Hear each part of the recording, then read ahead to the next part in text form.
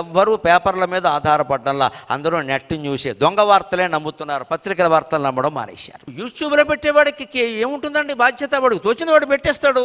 ఎవరో ఒక పెద్ద ఆయన ఉంటాడు, ఆయన ఎవరినో అనారోగ్యం వస్తే చూడడానికి ఆసుపత్రికి వెడితే ఈయన ఆరోగ్యం విషమం అంటే పెడతాడు, వెళ్ళిన వాడు ఆరోగ్యం, ఈయన వాడిని చూడడానికి వెళ్ళాడు. ఈయన ఇలా కొంతమంది ప్రకటించుకోవాల్సి వస్తుంది, నేను బతికే ఉన్నానండి. ఎంత కర్మ వచ్చిందండి. మన బుర్రలు ఎంత పాడైపోయి యూట్యూబ్లో ఎవడో పెడితే నమ్మడం ఏమిటి?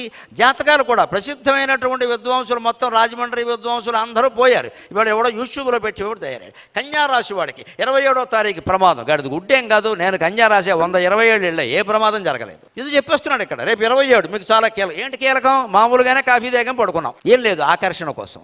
ఇవి ఎలా నమ్ముతారండి? వీటికి దూరంగా ఉండే విధానం ఏమిటంటే, సముద్రాన్ని చూసి నువ్వు భయపడతావు. ఎంత సముద్రమో మునిగిపోతావేమో. నువ్వు దిగితే కదా మునిగేది. ఒడ్డున ఉండి మిరపకాయ బజ్జీలు తింటే ఎందుకు మునుగుతావయ్యా? ఇదే ప్రకృతి ప్రేరేపిస్తుంది. కానీ చేయకపోవడం మన ఇష్టం.